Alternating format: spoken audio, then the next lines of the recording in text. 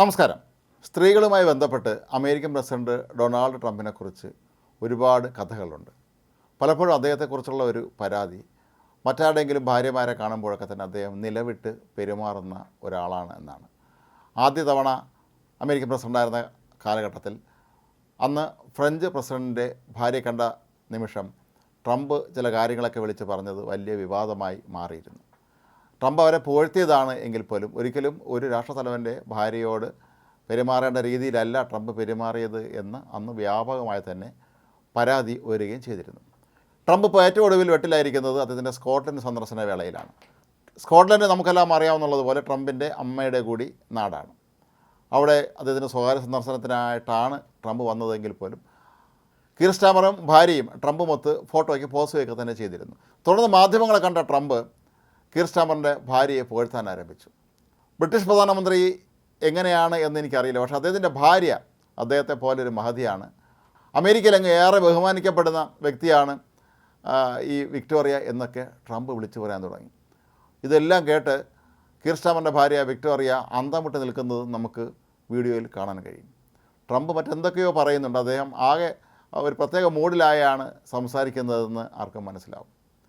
ഏതായാലും ഇത് പാശ്ചാത്യ മാധ്യമങ്ങളൊക്കെ തന്നെ വലിയൊരു വാർത്തയാക്കി മാറ്റിയിരിക്കുകയാണ്. ട്രംപിന് വലിയ മാറ്റമൊന്നും സംഭവിച്ചിട്ടില്ല. ഇപ്പോഴും പഴയ സ്വഭാവം തന്നെയാണ് അദ്ദേഹം തുടരുന്നത് എന്നാണ് പലരും ചൂണ്ടിക്കാട്ടുന്നത്. സമൂഹ മാധ്യമങ്ങളിലൊക്കെ തന്നെ പലരും ട്രംപിനെ രൂക്ഷമായി വിമർശിക്കുന്നുമുണ്ട്.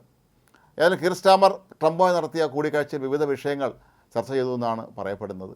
പ്രധാനമായും ഗാസയിലെ വിഷയം. ഇക്കാര്യത്തിൽ ബ്രിട്ടൻ എന്ത് നിലപാടാണെങ്കിലും സ്വീകരിക്കാം എന്നാണ് ട്രംപ് അദ്ദേഹത്തോട് പറഞ്ഞത്. മാത്രമല്ല കുടിയേറ്റക്കാരുടെ വിഷയമാണ് പ്രധാനമായും ഇരുവരും തമ്മിൽ സംഭാഷണ വിഷയമാക്കിയത്. കുടിയേറ്റക്കാരുടെ കാര്യത്തിൽ ബ്രിട്ടൻ സ്വീകരിച്ചിരിക്കുന്ന കർശനമായ നിലപാടിനെ ട്രംപ് അങ്ങേയറ്റം അഭിനന്ദിച്ചു. അതേസമയം റഷ്യ യുക്രൈൻ യുദ്ധവുമായി ബന്ധപ്പെട്ട് സംസാരിക്കുമ്പോൾ ട്രംപ് റഷ്യൻ പ്രസിഡന്റ് വ്ളാഡിമിർ പുടിനെ അതിശക്തമായ ഭാഷയിലാണ് വിമർശിച്ചത്. പുടിന് ഈ യുദ്ധം അവസാനിപ്പിക്കാൻ താല്പര്യമില്ല എന്ന രീതിയിൽ നേരത്തെയും പലവട്ടം ട്രംപ് ആരോപണങ്ങൾ ഉന്നയിച്ചിരുന്നു. അതുപോലെ തന്നെയാണ് ഇക്കുറിയും അദ്ദേഹം ശക്തമായ രീതിയിൽ തന്നെയാണ് പ്രതികരിച്ചത് എന്നാണ് പറയപ്പെടുന്നത്. ഏതായാലും ഇസ്രായേൽ ഹമാസ് യുദ്ധം ഇപ്പോഴും ഒത്തുതീർപ്പാകാതെ നീളുന്ന സാഹചര്യത്തിലാണ് ഇരു ലോക നേതാക്കളും തമ്മിൽ ചർച്ച നടത്തിയത് എന്നുള്ളതും വളരെ പ്രധാനപ്പെട്ട ഒരു കാര്യമാണ്.